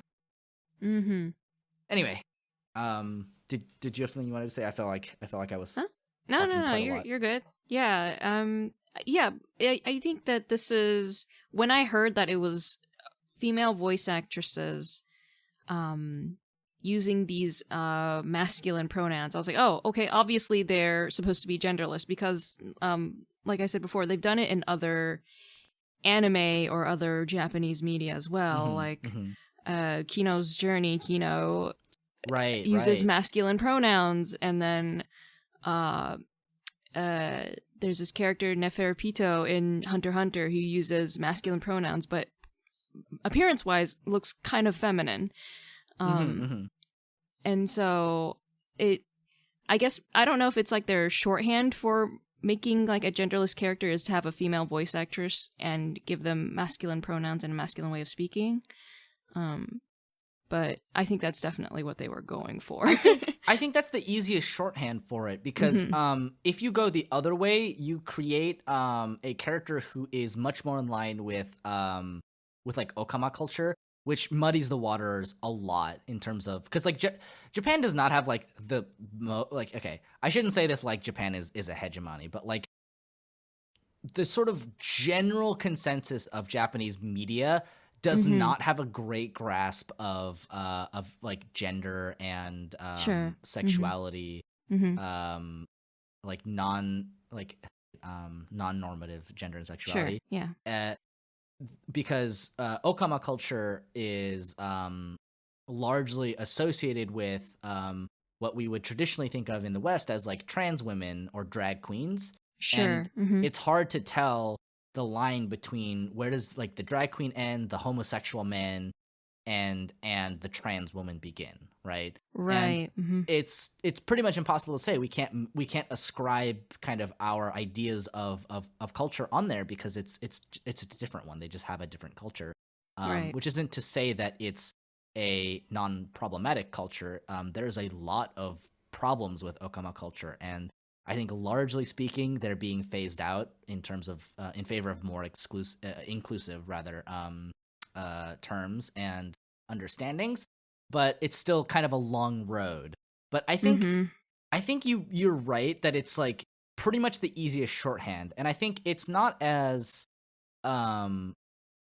it's not as like offensive to people. I don't want to use the word offensive, but like it doesn't register as strongly, because I think Japan, especially Japanese anime specifically, anime and manga, has a very strong sense of sort of female or female coded characters who use masculine pronouns, and more women in the Japanese workforce are using masculine pronouns in order to assert themselves as business people, right? So it's a very interesting dynamic around the way that that gender works, kind of language wise. But at the same time, I think it's a very intentional choice, because it's like it doesn't feel like it's just shorthand to me because of the way that the diamonds refer to each other. So like Bort, which by the way I cannot like.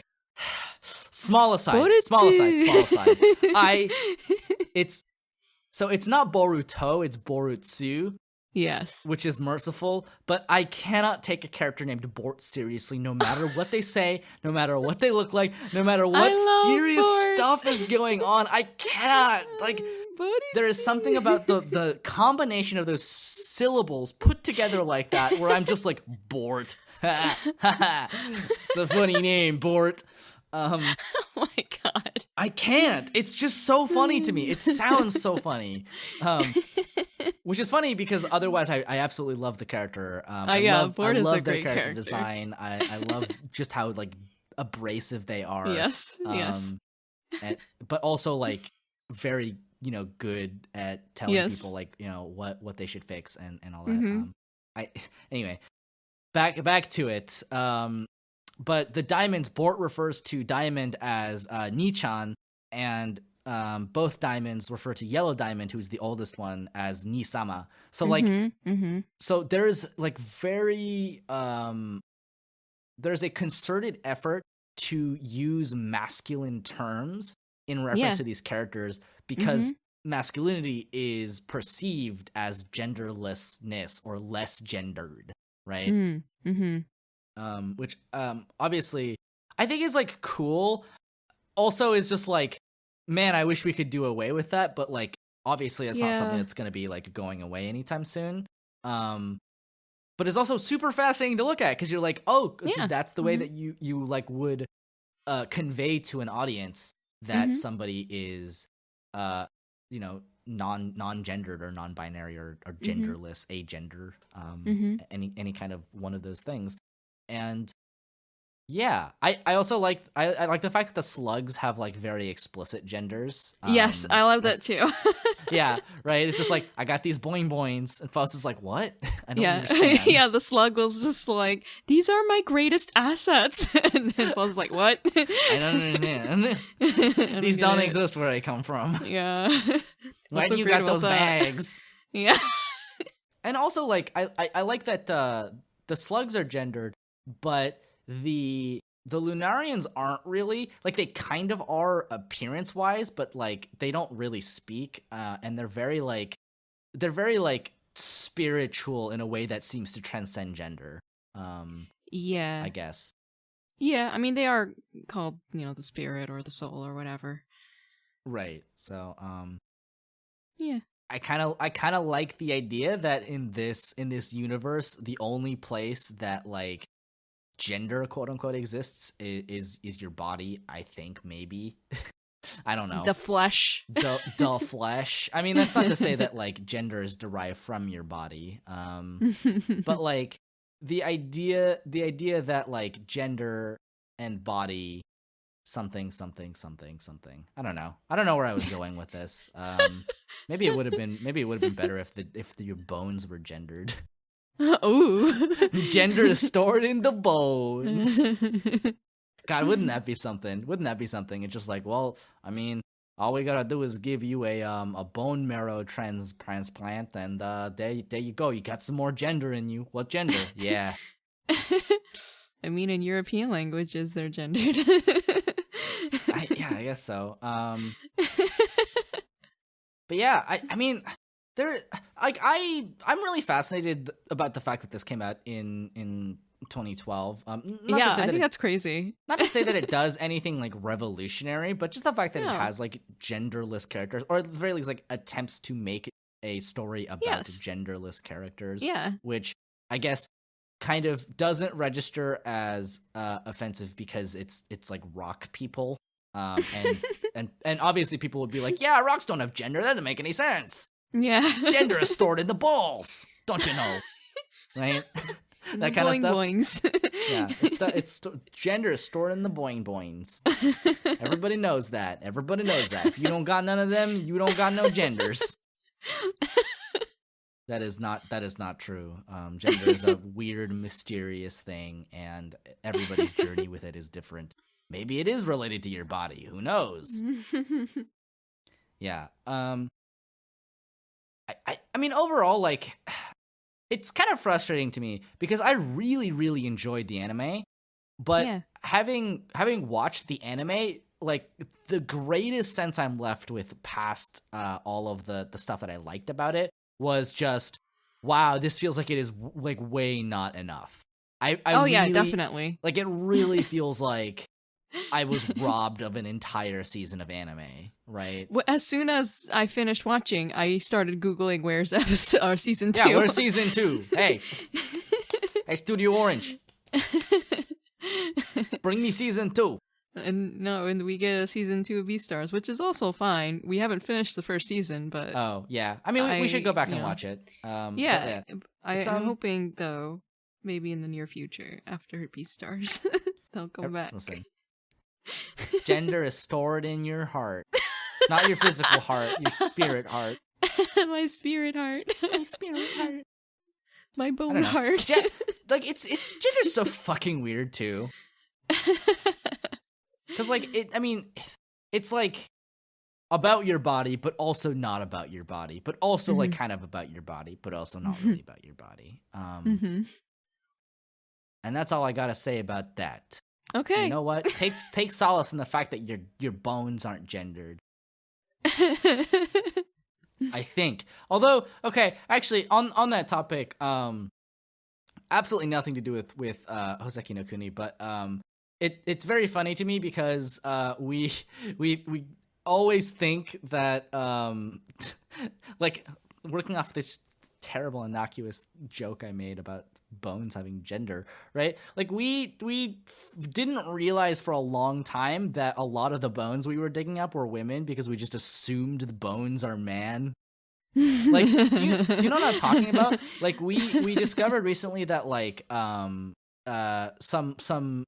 bones we found in like Egyptian burial sites were like just really tall women. We found out that like 50% of Vikings were like women or whatever. And like, God, can you imagine how embarrassing it? Yeah. Like this was a recent discovery we made where we were like, oh wait, shit, these are like lady bones. These are most likely lady bones. So like like just the idea, the fact that we're just like, wow, all Vikings were men. How weird. We've studied the bones. They're definitely man bones. And it's like, really? How do you know? How do you know they're man bones? You got a dick bone? You got a dick bone? You got a bone that says man? You got a bone that says man?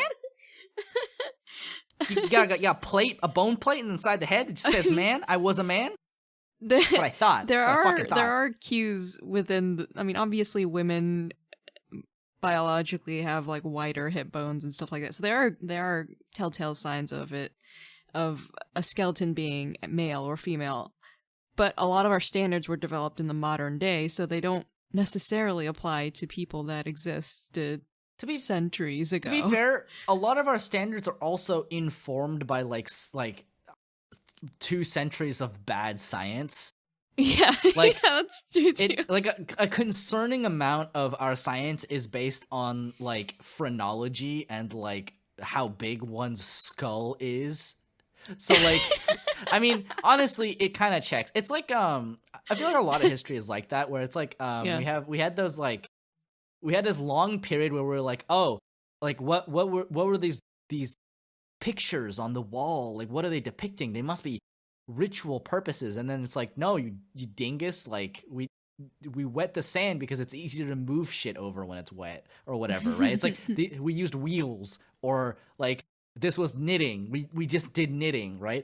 It's like a lot of a lot of history gets kind of insulated in this way, where it's just like disconnected from, you know, kind of human existence in a way that's not helpful. Like we think about things conceptually, and we can't think outside of our own biases.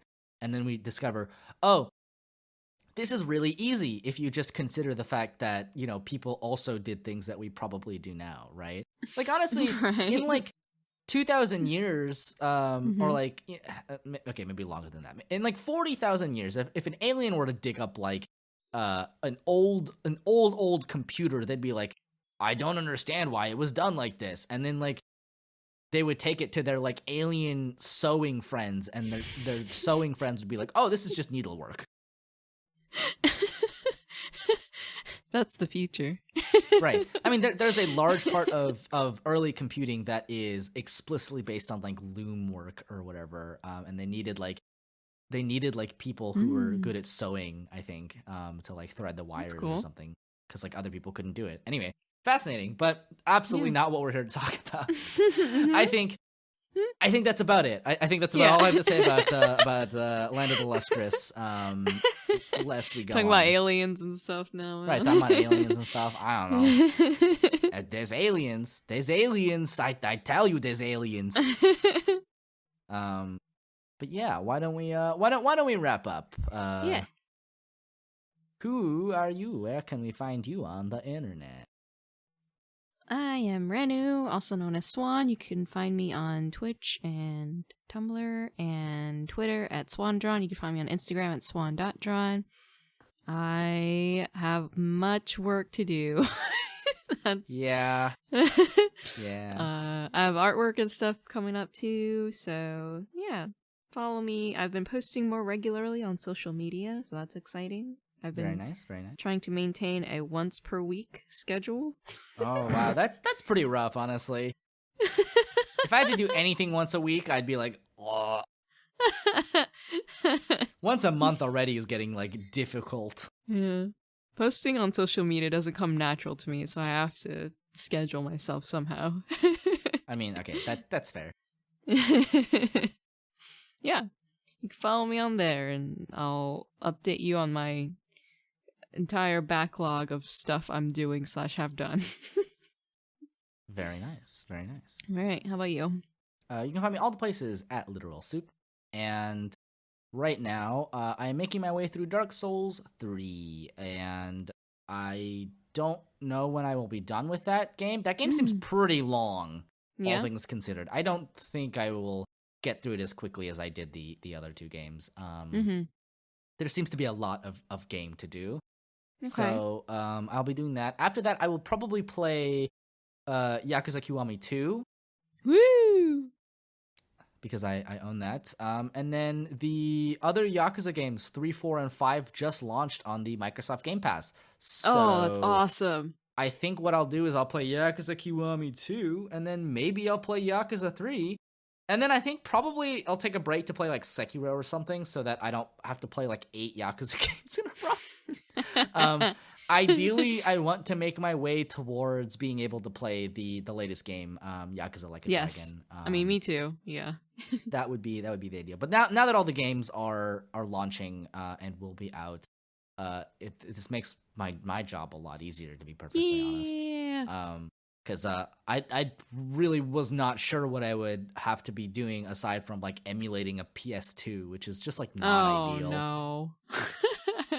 Yeah. Anyway, so I'm glad those games are coming out. I pray that maybe one day, completely unrelated to Yakuza, but I pray that one day we will get a re-release of the 9th and 10th Fire Emblem games on at least the Nintendo Switch, if not another platform. But I know Nintendo is like notably very stingy about letting their IP go anywhere that isn't a Nintendo licensed console. So that's a wish deep in my heart. For now, I'll just wish for Bloodborne on PC because that has a chance of happening. Maybe, I don't know. I hope so. Yeah, that's what I'm up to. You can catch me streaming. I usually stream at like bad hours. Like I stream at like 11, 12 my time, which is Pacific time. So like 11 p.m., 12 a.m. bad. Like is when I start bad. So I understand if you cannot regularly swing by. I really do just stream at the worst hours. I apologize. Anyway, so there's that. Obviously, you can find the podcast at AbsoluteCast on Twitter.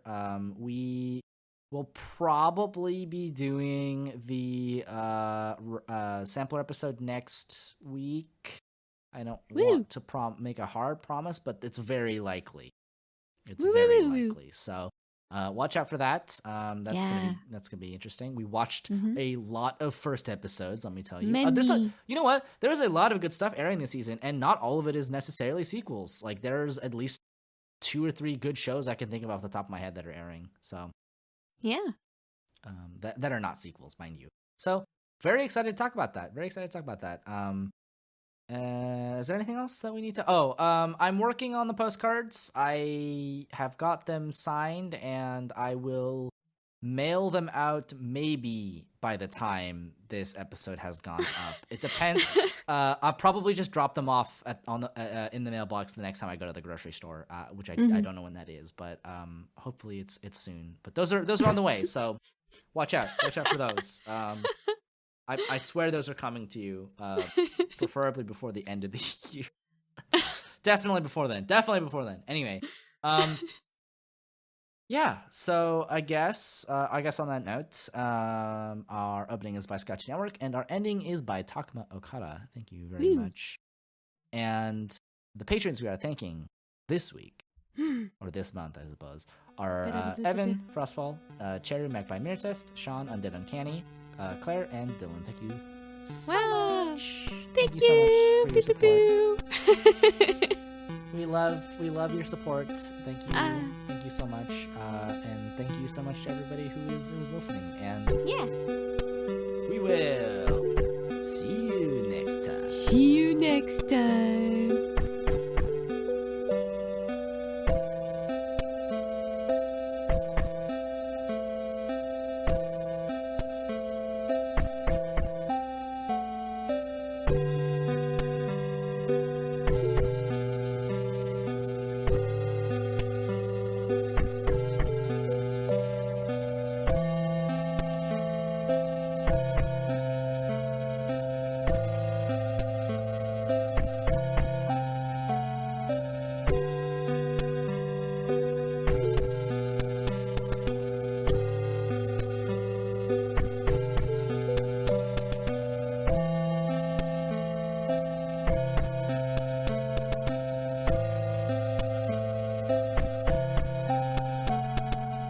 さようなら。